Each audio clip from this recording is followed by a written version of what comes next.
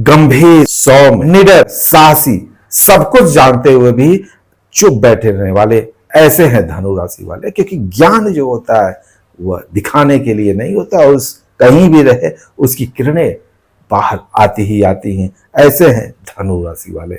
नमस्कार, मैं चंद्रशेखर द्विवेदी। आज बात करेंगे धनु राशि वालों के बारे में कि धनु राशि वालों का यह जून का महीना किस तरीके से रहेगा।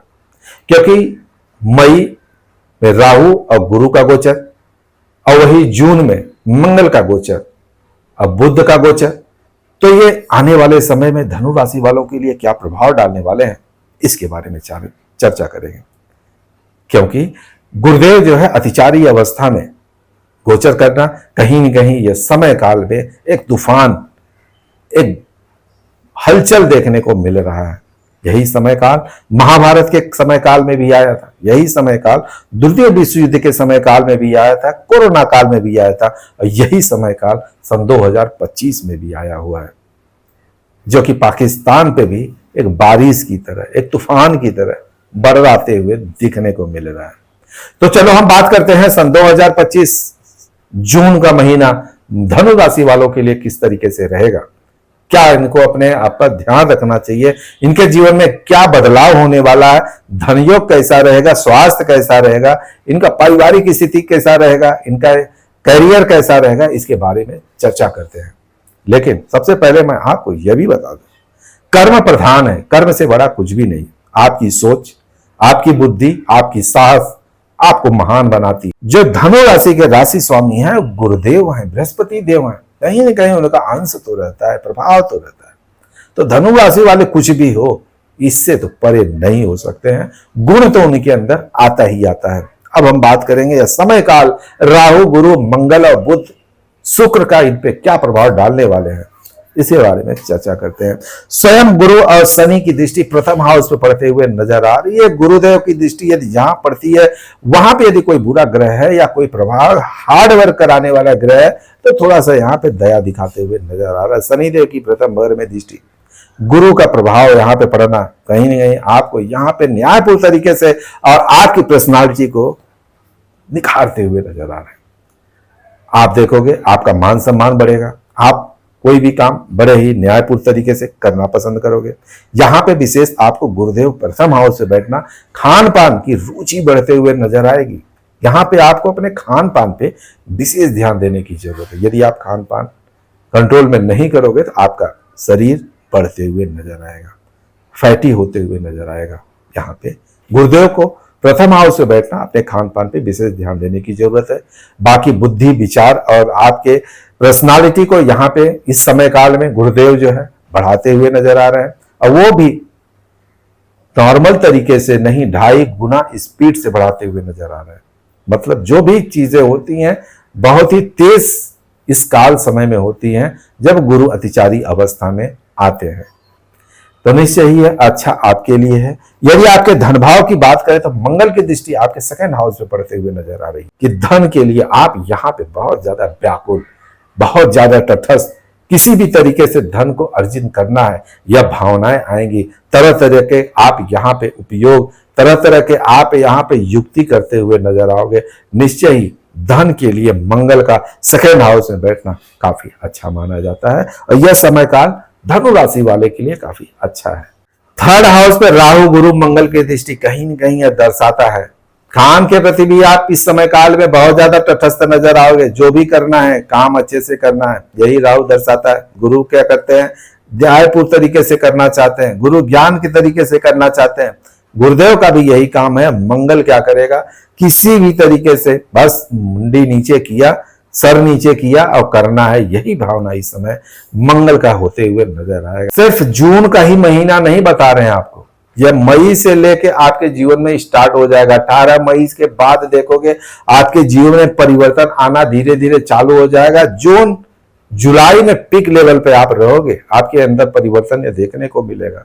और यह सिर्फ जून जुलाई मई तक ही नहीं है, मई जून जुलाई तक ही नहीं है, यह 18 महीना तक प्रभाव देखने को मिलेगा आपके अंदर। यह समय काल धनु राशि वालों के लिए बहुत ही अच्छा शुभ अवसर है अपने जीवन में एक नया मोड़ देने के लिए, अपने जीवन की एक नया दिशा देने के लिए। लेकिन मैं बार बार यही बोल रहा हूं कि अपने विचारों को बदल दीजिए। आपकी भावनाएं जो गलत थिंकिंग में पड़े हुए हो, गलत सोच में पड़े हुए, वह छोड़ दीजिए, बदलाव लाइए अपने अंदर।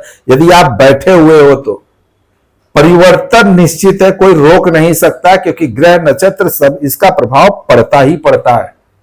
मैं एक योगा ट्रेनर हूं, मैं एक मेडिटेशन सेंटर चलाता हूं, मेडिटेशन लेता हूं। शब्दों का प्रभाव क्या होता है मुझे मालूम है। मैं आपको बता रहा हूं शब्दों का प्रभाव हमारे भाव को पड़ता है, हमारे विचारों को पड़ता है, इतना तक कि हमारे सबकॉन्शियस माइंड को भी इफेक्ट करता है। और जैसा मेरा सबकॉन्शियस माइंड बन जाता है वही हमारे साथ प्रभावित होता है।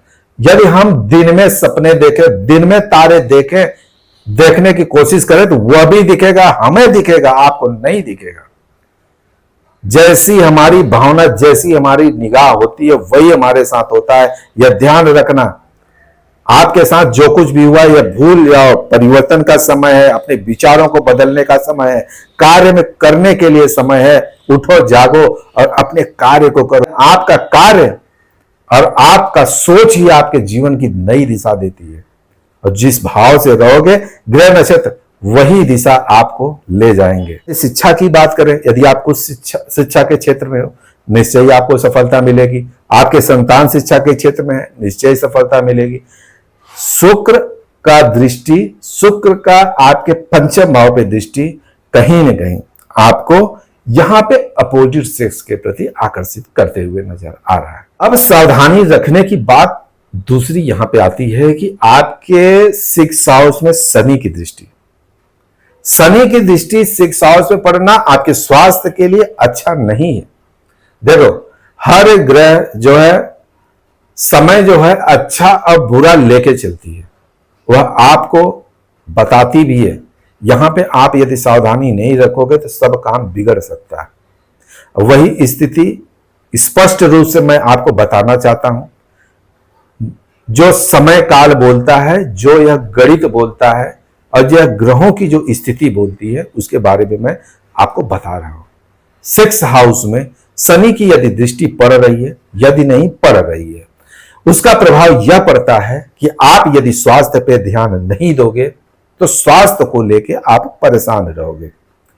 और यह ध्यान नहीं दोगे तो सिर्फ 1 महीने के लिए नहीं है, शनि देव 2.5 साल रहते हैं, तो यह आपको लंबी परेशानी में डाल देंगे।